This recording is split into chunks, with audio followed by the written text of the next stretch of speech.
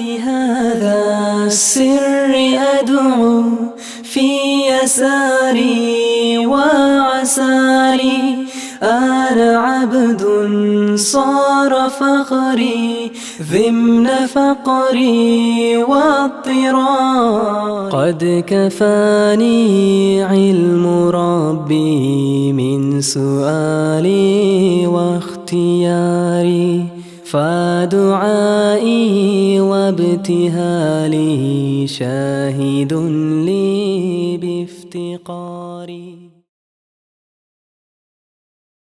السلام عليكم ورحمة الله. الحمد لله رب العالمين والصلاة والسلام على رسوله الأمين وعلى آله وصحبه أجمعين أما بعد. أعوذ بالله من الشيطان الرجيم. يا أيها الذين آمنوا اتقوا الله حق تقاته ولا تموتن إلا وأنتم مسلمون. بسم الله الرحمن الرحيم. اهدنا الصراط المستقيم. ബഹുമാന്യരായ പണ്ഡിതന്മാരെ, നേതാക്കന്മാരെ,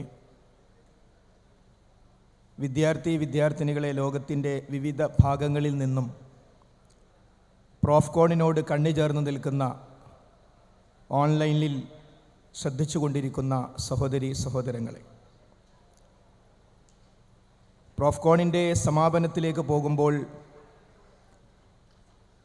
വെള്ളിയാഴ്ച രാത്രി മുതൽ ഇവിടെ എന്തു നടന്നു എന്നതിൻ്റെ പ്രതിഫലനങ്ങൾ നിങ്ങളുടെ നിഷ്കളങ്കമായ ചോദ്യങ്ങളിലും തീരുമാനങ്ങളിലും ഗൈഡൻസ് സെൻ്ററുകളിൽ നിന്ന് ലഭിക്കുന്ന ഫീഡിങ്ങിലുമെല്ലാം വ്യക്തമാണ്.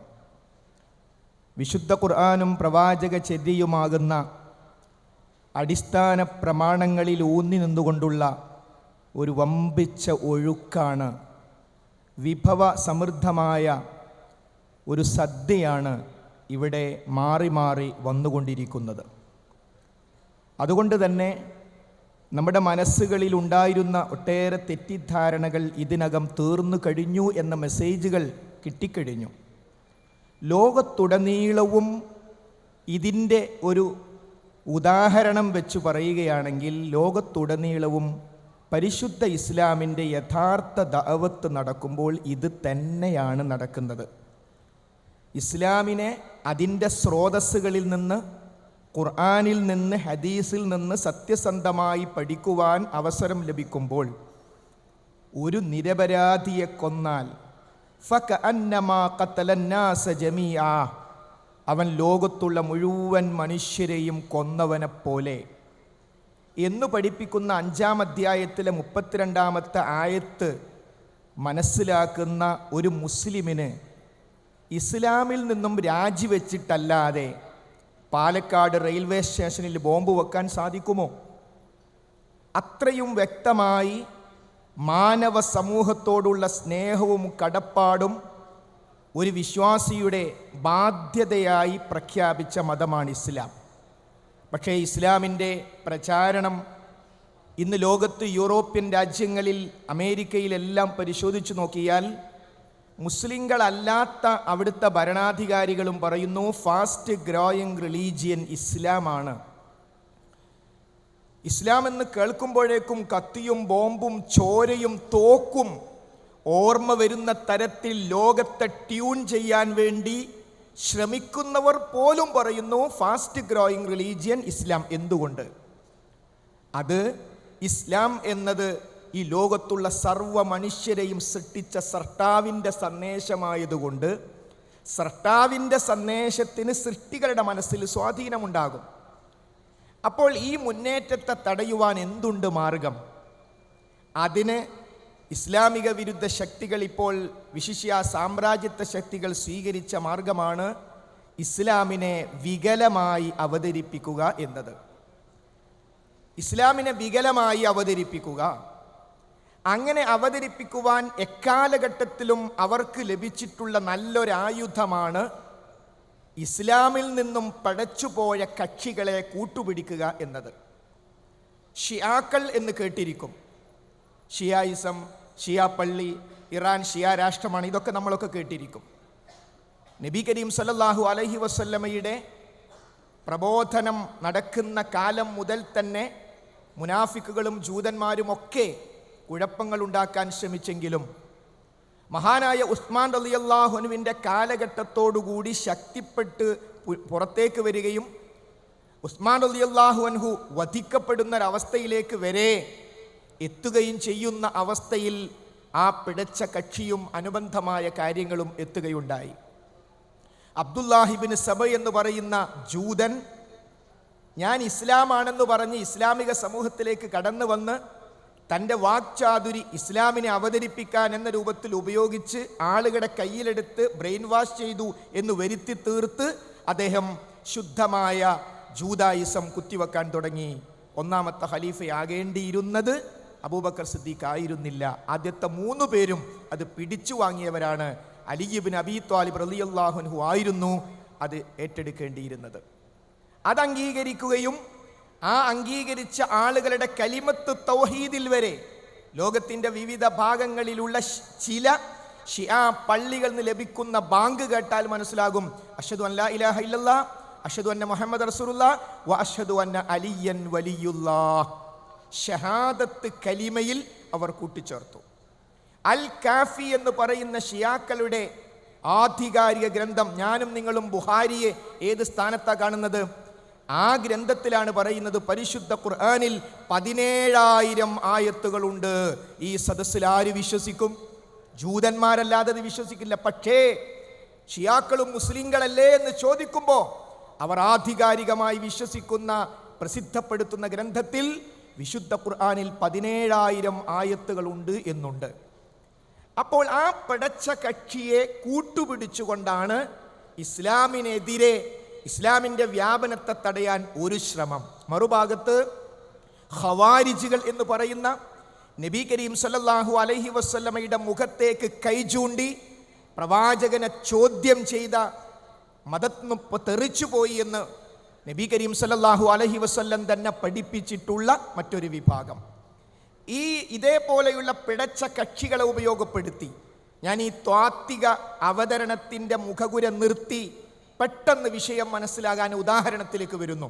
ഈ അടുത്ത കാലത്ത് കൂടുതൽ നമ്മൾ കേട്ടുകൊണ്ടിരിക്കുന്ന ഒരു പദപ്രയോഗമാണ് ISIS എന്നത്.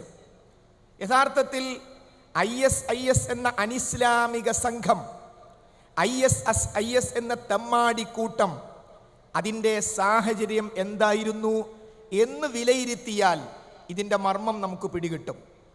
2012 കാലഘട്ടത്തിൽ സിറിയയിൽ ഒരു ആഭ്യന്തര കലഹമുണ്ടായി. ആ ആഭ്യന്തര കലഹത്തിൽ ജബ്ഹത്തുൻ നുസ്ര എന്ന് പറയുന്ന കലഹത്തിൽ ഏർപ്പെട്ട ഒരു വിഭാഗത്തെ അമേരിക്ക ആയുധം നൽകി സഹായിച്ചു എന്ന് പറയുന്നത് അന്നത്തെ അമേരിക്കയുടെ ഡിഫൻസിൻ്റെയും ഇൻ്റലിജൻസിൻ്റെയും സംയുക്ത ഹെഡായിരുന്ന മൈക്കൽ ഫ്ലിം ആധികാരികമായിട്ടാണ് പറയുന്നത്. അപ്പോൾ ഇന്നും സിറിയയിൽ നിന്ന് ഉയർന്നുകൊണ്ടിരിക്കുന്ന പുകയുടെ പിന്നിൽ, സ്ഫോടനങ്ങളുടെ പിന്നിൽ, ചോരയുടെ പിന്നിൽ അമേരിക്കയുണ്ട് എന്ന് മൈക്കൽ ഫ്ലിം തന്നെ വ്യക്തമാക്കി. ഒന്ന് സിറിയ, മറ്റൊന്ന് ഇറാഖ്. 2012 ആ കാലഘട്ടത്തിൽ തന്നെ ഇറാഖിലുണ്ടായ മാറ്റങ്ങൾ, അതിനു മുമ്പ് നടന്ന സംഭവങ്ങൾ നമുക്കറിയാം. ഇല്ലാത്ത അണുബോംബ് ഉണ്ട് എന്ന് പറഞ്ഞ് TV-യിൽ പ്രത്യക്ഷപ്പെട്ട് അയൽ ഗൾഫ് രാഷ്ട്രങ്ങളെ മുഴുവൻ ഭീതിയിൽ നിർത്തി, സദ്ദാമിൻ്റെ കയ്യിൽ അണുബോംബുണ്ടെങ്കിൽ നമ്മളൊക്കെ പേടിക്കണമെന്ന് വരുത്തി തീർത്ത് ആ രാജ്യത്തെ തകർത്ത് തരിപ്പണമാക്കി, ആയിരക്കണക്കിന് സ്ത്രീകളെയും കുട്ടികളെയും കൊന്നൊടുക്കി, ഏറ്റവും അവസാനം സദ്ദാമിനെയും കൊന്നു. ഇനി ഒരു ചോദ്യം, അണുബോംബ് എവിടെ? അണുബോംബ് എവിടെ എന്ന ചോദ്യത്തിന് മുഖത്ത് കൈവച്ച് ഉള്ളിലൊരു ചിരി കൊടുത്ത്, എന്താ അണുബോംബ്? മിഡിൽ ഈസ്റ്റിനെ തകർക്കാൻ, വളർന്നു വരുന്ന ഇറാഖിനെ തകർക്കാനുള്ള പദ്ധതിയല്ലേ എന്നാണ് ജോർജ് ബുഷിൻ്റെ മറുപടി. അപ്പോൾ അങ്ങനെയാണ് ഇറാഖ് ISIS ചേർത്തുണ്ടാക്കി 2 രാഷ്ട്രങ്ങളുടെ കാര്യമാണ് പറയുന്നത്. ആ ഇറാഖിലെ ആയിരക്കണക്കിന് യുവാക്കൾ ജയിലുകളിലായി. ആ ജയിലുകളിൽ അവർക്ക് എന്താ പണി? ജയിലിൽ കിട്ടുന്ന ഭക്ഷണം കഴിക്കുന്ന ബാക്കി മുഴുവൻ സമയവും ബാക്കിയാണ്. അവിടെ അതിശക്തമായ വികാരം അമേരിക്കക്കെതിരെ വന്നു. ഇറാഖിലെ ജനത മുഴുവനും റോട്ടിലിറങ്ങി അമേരിക്കൻ പട്ടാളത്തെ തുരത്തുമെന്ന ഇന്റലിജൻസ് റിപ്പോർട്ട് കിട്ടിയപ്പോൾ ആ വികാരത്തെ തിരിച്ചുവിടാൻ എന്തു മാർഗം? അവിടെയും സ്വീകരിച്ചത് പടച്ച പക്ഷികളുമായി ബന്ധപ്പെട്ട് സ്വീകരിക്കുന്ന അതേ നിലപാട് തന്നെ. ജോർദാനിൽ സർക്കാവി എന്ന് പറയുന്ന ജമാഅത്തു തൗഹീദ് വൽ ജിഹാദ് എന്ന സംഘടനയ്ക്ക് നേതൃത്വം നൽകുന്ന അൽ ഖായിദയുടെ മിലിറ്ററി ക്യാമ്പിന് അഫ്ഗാനിസ്ഥാനിൽ നേതൃത്വം നൽകിയ ആ വ്യക്തിക്ക് ഇറാഖിൽ അദ്ദേഹത്തിൻ്റെ സംഘടന വളർത്താനുള്ള സാഹചര്യം ഒരുക്കി കൊടുത്തു. അപ്പോൾ അസംഘടിതമായി നിൽക്കുന്ന ഈ യുവാക്കളുടെ വികാരത്തെ മുഴുവനും ഇദ്ദേഹത്തിൻ്റെ സംഘടനയിലേക്ക് ജനങ്ങൾ ഒഴുകിക്കൂടി. എന്നിട്ട് പറഞ്ഞു, എന്താ സംശയം? അമേരിക്കയെ പാഠം പഠിപ്പിക്കണം, ഇസ്രായേലിനെ പാഠം പഠിപ്പിക്കണം. ആവേശം കൂടി. ആഹാ, ഒരു രക്ഷകൻ വന്നല്ലോ. ഒരൊറ്റ വർഷം കഴിഞ്ഞ് 2013 ആകുമ്പോഴേക്കും പറഞ്ഞു, നമുക്ക് ഉസാമ ബിൻ ലാദനിൽ നമുക്ക് ബൈഅത്ത് ചെയ്യാം. നേരെ ഉസാമ ബിൻ ലാദൻ്റെ അടുത്ത് കൊണ്ടു കൊടുത്തു. അതിൻ്റെ അടുത്ത സ്റ്റെപ്പിലാണ് IS-ലേക്കുള്ള വരവ് വരുന്നത്. ശരി, നമുക്ക് അമേരിക്കയെ ശരിയാക്കണം, സംശയമില്ല. ഇസ്രായേലിനെ ശരിയാക്കണം, സംശയമില്ല. പക്ഷെ ആര് ശരിയാക്കും? ആര് ശരി? ഇവിടെ ഇസ്ലാമുണ്ടോ? ആകെ കൊട്ടാര ഭരണല്ലേ ഇവിടെ നടക്കുന്നത്. സൗദിൻ്റെ സ്ഥിതി എന്താ? കുവൈത്തിൻ്റെ സ്ഥിതി എന്താ? ഇസ്ലാമിക രാജ്യങ്ങളെല്ലാം രാജഭരണമായിട്ട് കൂടുകയാണ്. നമുക്കൊരു കാര്യം ചെയ്യാം, പടച്ചോൻ്റെ സഹായം ഉണ്ടാവും, നമുക്കൊരു ഖിലാഫത്ത് ഉണ്ടാക്കാം. അങ്ങനെ അവർ ഒരു ഖിലാഫത്ത് പ്രഖ്യാപിച്ചു. അതാണ് ISIS, ഇസ്ലാമിക് സ്റ്റേറ്റ്സ് എന്ന് പറഞ്ഞുകൊണ്ട് അവർ ഒരു ഖിലാഫത്ത് പ്രഖ്യാപിച്ചു. ആ ഖിലാഫത്ത് പ്രഖ്യാപിക്കുമ്പോൾ പറഞ്ഞു, അങ്ങനെ ഒരു ഖിലാഫത്ത് ലോകത്ത് വന്നാൽ മറ്റെല്ലാ മുസ്ലിങ്ങളും മുസ്ലിം രാജ്യങ്ങളും ആ ഖിലാഫത്തിനെ അംഗീകരിച്ചു കൊള്ളണം. ഈ വ്യാജ ഖിലാഫത്തിനെ ആരംഗീകരിക്കാൻ? ആരും അംഗീകരിച്ചില്ല. ഉടൻ വീണ്ടും ക്ലാസുകൾ കൊടുത്തു. കണ്ടോ, ഖിലാഫത്ത് വന്നിട്ട് അംഗീകരിച്ചോ? അതുകൊണ്ട് ഈ ഖിലാഫത്ത് അംഗീകരിക്കാത്തവർ മുഴുവൻ കാഫറുകളാണ്. ഉള്ളിലുള്ള കാഫറിനെ ശരിയാക്കിയിട്ട് പുറത്തുള്ള കാഫറിനെ നോക്കിയാൽ മതി. അപ്പോൾ മുഖ്യ ശത്രു ആരായി? മുസ്ലിങ്ങളായി. അമേരിക്ക പൊട്ടിച്ചിരിച്ചു, ഹാ പദ്ധതി വിജയിച്ചിരിക്കുന്നു. എന്നിട്ട് IS കാണിക്കുന്ന ക്രൂരമായ പ്രവർത്തനങ്ങൾ, IS മുസ്ലിം പേരുള്ളവർ മുസ്ലിങ്ങളെ തന്നെ കൊന്നൊടുക്കുന്നു. ആ വീഡിയോ എടുത്തിട്ട് കണ്ടോ, ഇസ്ലാം കണ്ടോ? ഒരു മുടക്കുമില്ല, ഒരു വീഡിയോ കൊടുക്കേണ്ട മുടക്ക് മാത്രമേ ഉള്ളൂ. ഇത്തരത്തിലുള്ള ഒരു ശക്തമായ പ്ലാനിങ് നടക്കുന്നു.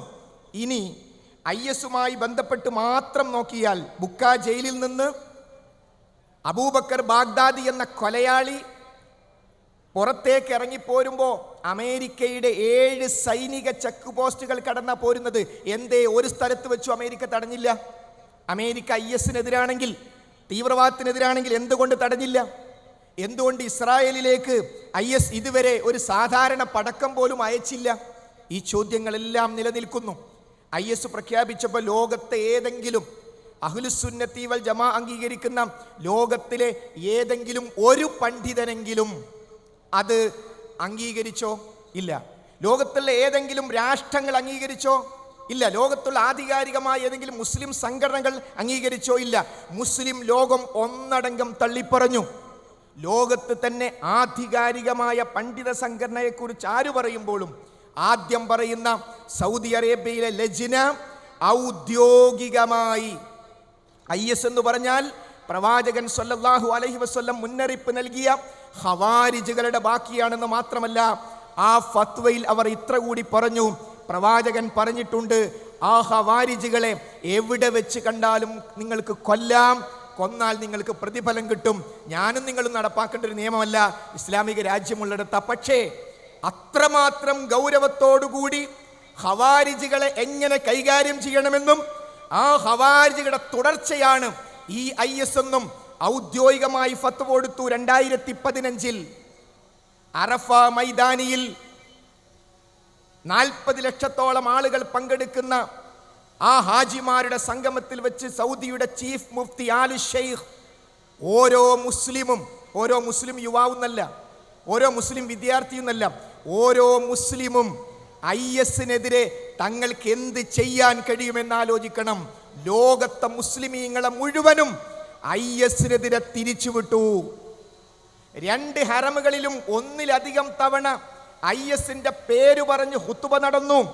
പക്ഷേ ഈ പ്രോഫ് കോഡിൽ പങ്കെടുക്കുന്ന ഞാനും നിങ്ങളും എത്ര പേർ ആ വാർത്ത ചാനലിൽ കണ്ടു? ആ വാർത്ത പത്രങ്ങളിലൂടെ നമ്മൾ എത്ര പേർ വായിച്ചു? കാരണം ഞാനും നിങ്ങളും എന്ത് വായിക്കണമെന്ന് തീരുമാനിക്കുന്നത് മീഡിയ ആണ്. ആ മീഡിയയെ നിയന്ത്രിക്കുന്നത് സാമ്രാജ്യത്വ ശക്തികളാണ്. അതുകൊണ്ടാണ് 40 ലക്ഷത്തോട് സംസാരിച്ച കാര്യം ഞാനും നിങ്ങളും അറിയാതെ പോയി, നമ്മുടെ നാട്ടിലുള്ള ബഹുമാന്യരായ മറ്റു മതസ്ഥരും അറിയാതെ പോയി. അറിഞ്ഞാൽ അവർ പറയും, ഇത്രമാത്രം അപകടമാണ് IS എന്നും മക്കേന്നല്ലേ പറഞ്ഞത്, പിന്നെ IS വെച്ച് ഇസ്ലാമിനെ പരിചയപ്പെടുത്താൻ പറ്റുമോ? ഇല്ല. അതുകൊണ്ടാണ് ഈ പ്രോഫ്കോൺ സംഘടിപ്പിക്കുന്ന മുജാഹിദ് സ്റ്റുഡൻസ് മൂവ്മെന്റ് 2015 അറഫ പ്രസംഗം കളറിൽ പ്രിന്റ് ചെയ്ത് കേരളത്തിലെ ഗ്രാമാന്തരങ്ങളിൽ ആലു ഷെയ്ഖിന്റെ ഫത്വ എത്തിച്ചു കൊടുത്തു. കാരണം കേരളത്തിൽ ലോകത്തിന് മാതൃകയാകുന്ന പ്രവർത്തനങ്ങൾ നടക്കുന്ന ഒരു സംസ്ഥാനമാണ് കേരളം. അപ്പം അതുകൊണ്ട് തന്നെ ഈ കാര്യങ്ങൾ നമ്മൾ കൃത്യമായി മനസ്സിലാക്കേണ്ടതുണ്ട്.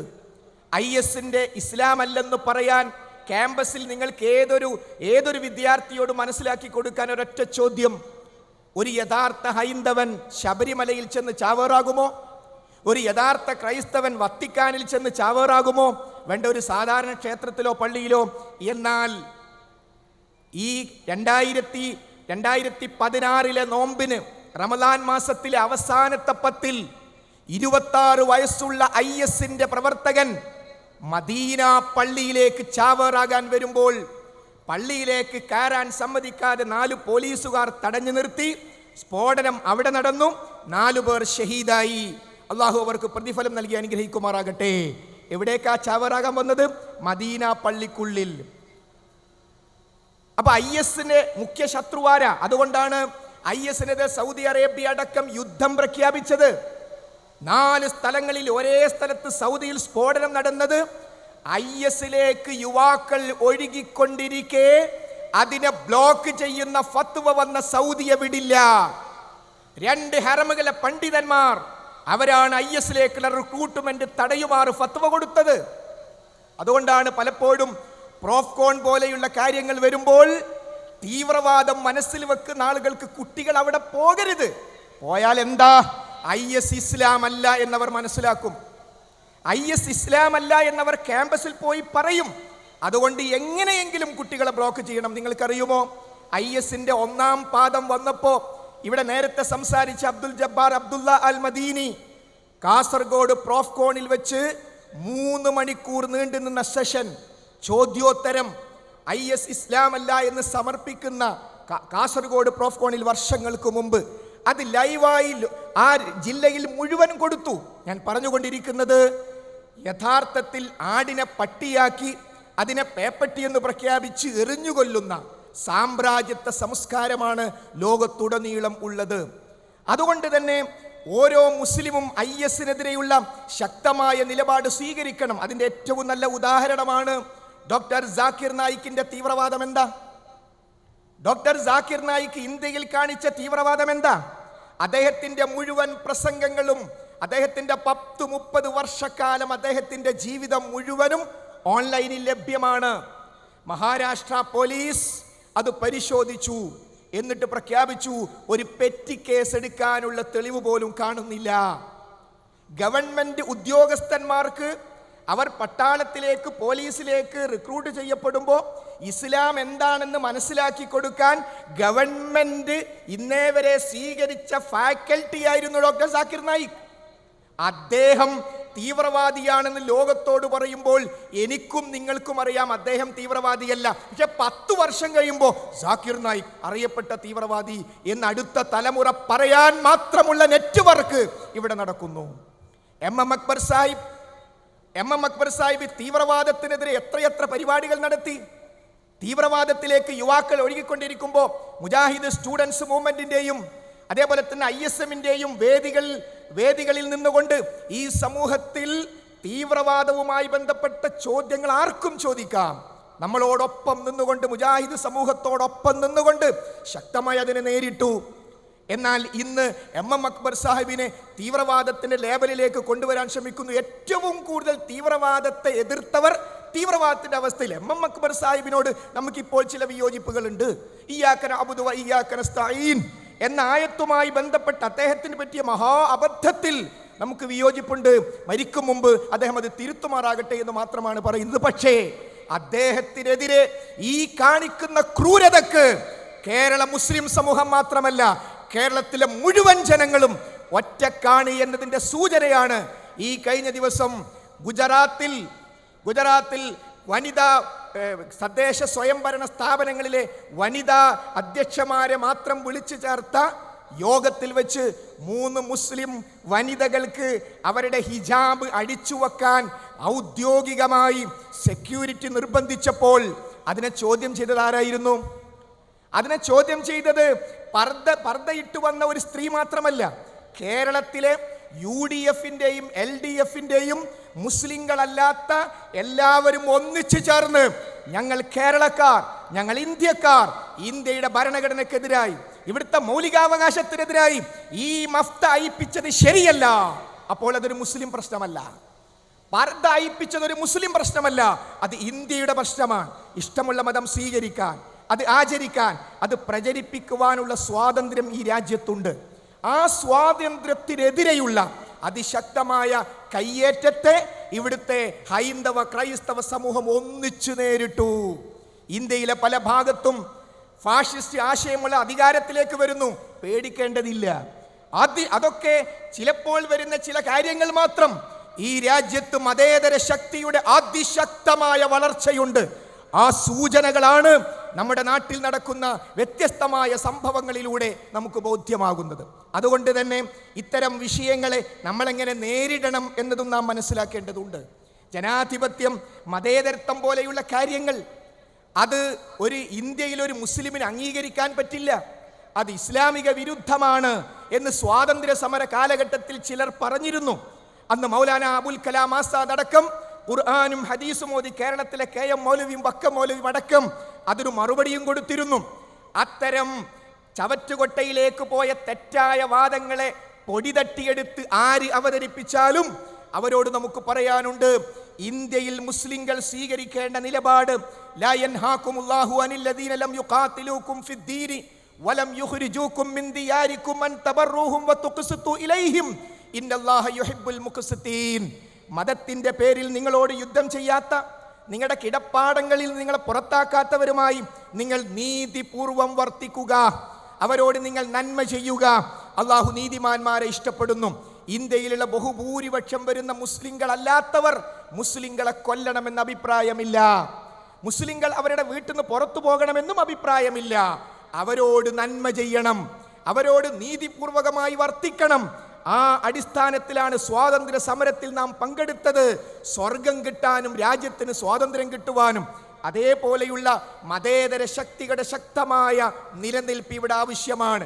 ഇഷ്ടമുള്ള മതം സ്വീകരിക്കാനും ആചരിക്കാനും അത് പ്രചരിപ്പിക്കുവാനുള്ള സ്വാതന്ത്ര്യം അനുവദിച്ച ഭരണഘടനയുടെ കീഴിലുള്ള ജനാധിപത്യമായി ഇവിടെ ഉള്ളത്. മുസ്ലിങ്ങൾ നിസ്കരിക്കണോ നിസ്കരിക്കേണ്ടതുള്ള വോട്ടിംഗ് പാർലമെന്റിൽ നടക്കില്ല. അത് പാർലമെന്റ് എത്രമാത്രം സത്യമാണോ അതേപോലെ അനുവദിക്കപ്പെട്ടു കഴിഞ്ഞു. പാർലമെന്റിന് പോലും കൈവക്കാൻ അവകാശമില്ലാത്ത മൗലികാവകാശം എനിക്കും നിങ്ങൾക്കും അനുവദിച്ച രാജ്യത്തെ മതേതരത്വവും ജനാധിപത്യവും നിലനിൽക്കൽ ഈ രാജ്യത്തെ നല്ല രീതിയിലുള്ള മുന്നോട്ട് പോക്കിനും ഇസ്ലാമിക പ്രബോധനത്തിനും അനിവാര്യമാണ്. അതോടൊപ്പം ഒരൊറ്റ കാര്യം, അവനവൻ്റേത് മാത്രമാണ് ശരി എന്ന് പറയലാണ് പ്രശ്നം. മുസ്ലിങ്ങൾ പറയുക ഇസ്ലാം മാത്രമാണ് ശരി, സലഫികൾ പറയുന്നു സലഫി ആശയം മാത്രമാണ് ശരി. അതാണ് പ്രശ്നം. അത് പ്രശ്നമല്ല, അത് പ്രശ്നമല്ല, അതൊരു സത്യമാണ്. ഒരു സംയുക്തമായി അല്ലെങ്കിൽ ഒരു സർവകക്ഷി യോഗത്തിൽ ഇവിടുത്തെ CPMന്റെ പ്രതിനിധി പറയുന്നു ഇന്ത്യയുടെ രക്ഷയ്ക്ക് BJP ആയാലും പ്രശ്നമൊന്നുമില്ല. അയാൾ വേദി ഇറങ്ങും മുമ്പ് ഡിസ്മിസ് ഓർഡർ വന്നിരിക്കും. CPM പ്രതിനിധി പറയുക CPM മാത്രമാണ്, ഇടതുപക്ഷ മുന്നേറ്റം മാത്രമാണ് ഇന്ത്യയുടെ രക്ഷയ്ക്ക് മാർഗം. BJP അവരുടെ മാർഗം പറയും, കോൺഗ്രസ് പറയും ഞങ്ങളെ തിരിച്ചു വിളിച്ചോളൂ, അതല്ലാതെ മാർഗമില്ല. അത് വർഗീയതയല്ല. അതേപോലെ ഒരു യഥാർത്ഥ ക്രിസ്ത്യാനി വിശ്വസിക്കാം യേശു മാത്രമാണ് രക്ഷകൻ, കുഴപ്പമില്ല. എന്നാൽ ഈ യേശു ക്രിസ്തുവിൻ്റെ മതമല്ലാതെ അല്ലെങ്കിൽ യേശു ക്രിസ്തു പേരിലുണ്ടാക്കിയ മതമല്ലാതെ ക്രിസ്തു മതമല്ലാതെ ഇവിടെ നിലനിൽക്കരുത് എന്ന് പറയരുത്. ഇസ്ലാം മാത്രമാണ് ശരി, ഇസ്ലാം അല്ലാത്ത ഒന്നും നിലനിൽക്കരുത് എന്ന് പറയലാണ് പ്രശ്നം. അതുകൊണ്ട് അവനവൻ്റേത് മാത്രമാണ് ശരി എന്ന് പറയാനുള്ള സ്വാതന്ത്ര്യം രാജ്യത്തുണ്ട്. ലാ ഇക്റാഹ ഫിദ്ദീൻ, ഇസ്ലാമും പഠിപ്പിക്കുന്നു മതത്തിൽ നിർബന്ധമില്ല. അതുകൊണ്ട് സത്യം മനസ്സിലാക്കുന്ന ആളുകൾക്ക് അത് വിശ്വസിക്കാം. എൻ്റെയും നിങ്ങളുടെയും ബാധ്യത സുന്ദരമായ പ്രബോധന വൃത്തം നമ്മുടെ മുമ്പിലുണ്ട്. വജാഹിദുഹും ബിഹി ജിഹാദൻ കബീറ, വിശുദ്ധ ഖുർആൻ കൊണ്ട് നിങ്ങൾ ഏറ്റവും വലിയ ജിഹാദ് നടത്തുക. ഏറ്റവും വലിയ ജിഹാദ് ഖുർആൻ പഠിപ്പിക്കുന്നു. ഖുർആൻ കൊണ്ടുള്ള ജിഹാദാണ്. ആ ജിഹാദാണ് എൻ്റെയും നിങ്ങളുടെയും മുമ്പിലുണ്ട്. അതിന് കൂടുതൽ പഠിച്ചും മനസ്സിലാക്കിയും വിലയിരുത്തിയും പരിശുദ്ധ ഇസ്ലാമിൻ്റെ വക്താക്കളായി മുന്നോട്ട് പോകാൻ നമുക്ക് സാധിക്കണം. അതിന് നമ്മുടെ പ്രാർത്ഥന പ്രധാനമാണ്. ഇഹ്ദിനസ് സിറാത്തൽ മുസ്തഖീം, നേരായ ചൊവ്വായ പാതയിൽ നീ ഞങ്ങളെ വഴി നടത്തേണമേ. പടച്ചവൻ്റെ തൗഫീഖ് ഇല്ലെങ്കിൽ ഈ നേരായ ചൊവ്വായ പാതയിൽ നിലനിൽക്കാൻ നമുക്ക് സാധ്യമല്ല. അതിന് റബ്ബിനോട് പ്രാർത്ഥിച്ചുകൊണ്ട് മരണം വരെ എനിക്കും നിങ്ങൾക്കും ഈ സത്യസന്ദേശത്തിന് എന്ത് സേവനം ചെയ്യാൻ കഴിയും അത് ചെയ്ത് നമ്മൾ ഈ ലോകത്തോട് വിട പറയുന്നു, അടുത്ത ജീവിതത്തിലേക്ക് മാറുന്നു. അതുകൊണ്ട് ആ യാഥാർത്ഥ്യത്തെ ഉൾക്കൊണ്ടുകൊണ്ട് തീവ്രവാദപരമായ വർഗീയമായ സർവ്വ സമീപനങ്ങളെയും അതിശക്തമായി എതിർക്കുവാനുള്ള ഉജ്ജ്വലമായൊരു തീരുമാനവുമായിട്ടാണ് നമുക്ക് ക്യാമ്പസുകളിലേക്ക് പോകേണ്ടത്. അല്ലാഹു സുബ്ഹാനഹു വ തആല അതിന് നമുക്ക് തൗഫീഖ് നൽകി അനുഗ്രഹിക്കുമാറാകട്ടെ. വആഖിറു ദഅവാന അനിൽ ഹംദുലില്ലാഹി റബ്ബിൽ ആലമീൻ. അസ്സലാമു അലൈക്കും വറഹ്മത്തുള്ളാഹി വബറകാതുഹു.